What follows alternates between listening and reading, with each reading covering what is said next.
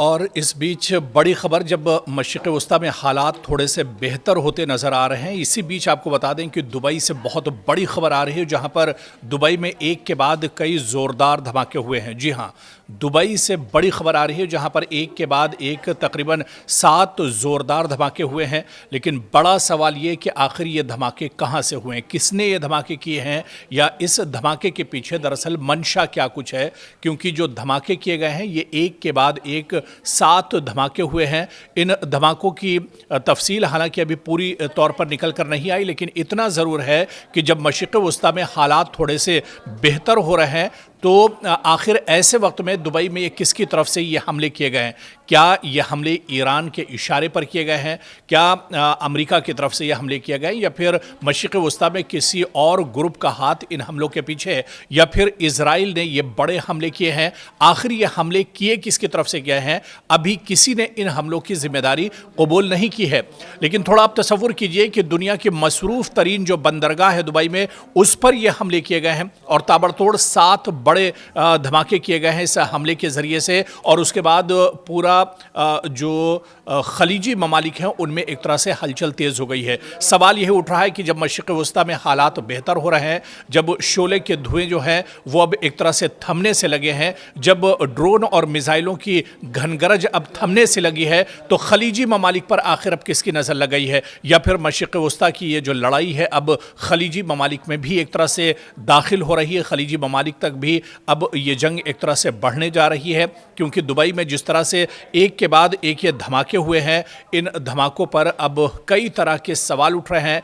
पूरे खलीजी ममालिक में और पूरे इस खित्ते में अब एक तरह से हलचल काफ़ी ज़्यादा तेज़ हो गई है। आपको बताते चलें कि मशरिक़ वस्ता की जंग क्या वाकई में अब खलीजी ममालिक तक पहुँच रही है। क्या जो मशरिक़ वस्ता की जंग का दायरा है वो और ज़्यादा वसी होता जा रहा है। क्योंकि मीडिया रिपोर्ट्स के मुताबिक दुबई के जबल अली इलाके में, और इस इलाके को भी आप देखिए, जबल अली जिस इलाके की हम बात कर रहे हैं, जहां पर ये 7 धमाके एक के बाद हुए हैं, और ये धमाके ऐसी नौयत के थे कि पूरा का पूरा इलाका दरअसल दहल गया है। दुनिया की मसरूफ़ तरीन जो बंदरगाह है उस पर दरअसल ये अटैक किया गया है।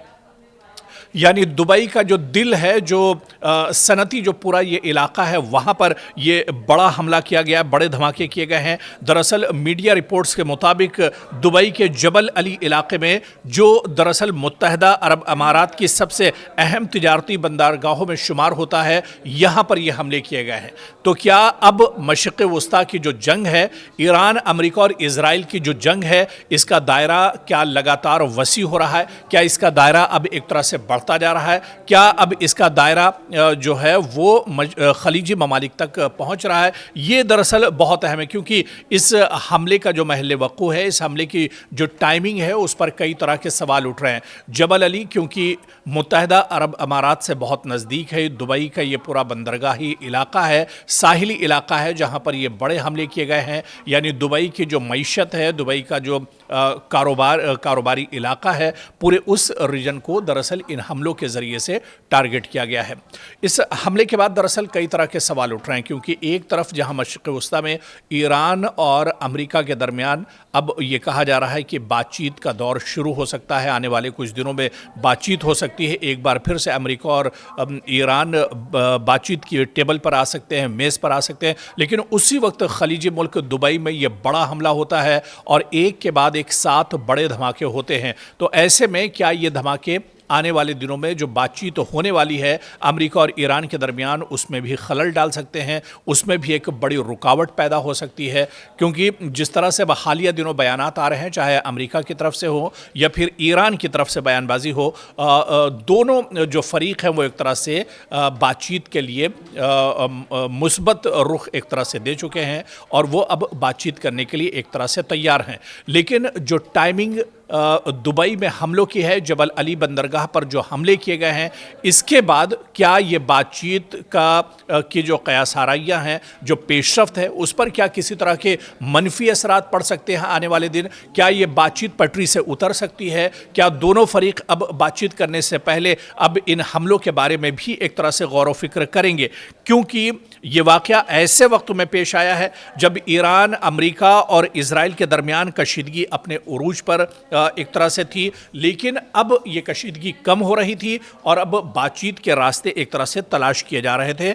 ऐसे वक्त में ये हमले हुए हैं, तो क्या इन हमलों का असर आने वाले दिनों में ईरान अमेरिका के दरमियान जो बातचीत होने वाली है, और ख़ास तौर से जो ममालिक इसमें सालिस का किरदार अदा कर रहे हैं, चाहे कतर की बात करें, ओमान की बात करें, सऊदी अरब की बात करें, पाकिस्तान की बात करें, क्या इन ममालिक के लिए भी ये जो हमले हैं, जो इनकी पेशरफ्त है, उसके लिए भी ये एक मुसीबत खड़ी कर सकते हैं, एक परेशानी का सबब हो सकते हैं? क्योंकि अब इन हमलों के बाद अमेरिका भी एक तरह से अलर्ट हो गया है।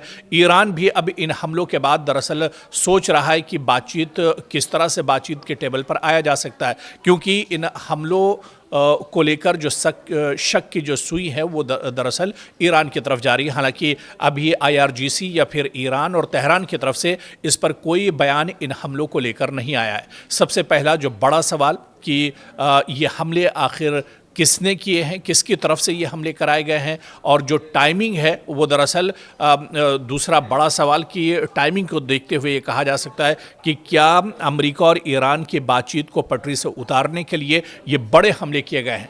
आने वाले दिनों में जब तहकीकात होगी, जब बातचीत आगे बढ़ेगी और इसमें जब छानबीन की जाएगी इन हमलों के पीछे, तो जबल अली बंदरगाह पर किसने हमले किए हैं, उसकी मंशा क्या कुछ थी, वो तमाम चीज़ें निकल कर ज़रूर सामने आएंगी। लेकिन हालिया दिनों अमेरिका और ईरान के दरमियान जो बातचीत हो रही है, जो पेशरफ्त हो रही है, क्या इसमें किसी तरह की रुकावट आ सकती है, ये भी देखना आने वाले दिनों में अहम होगा।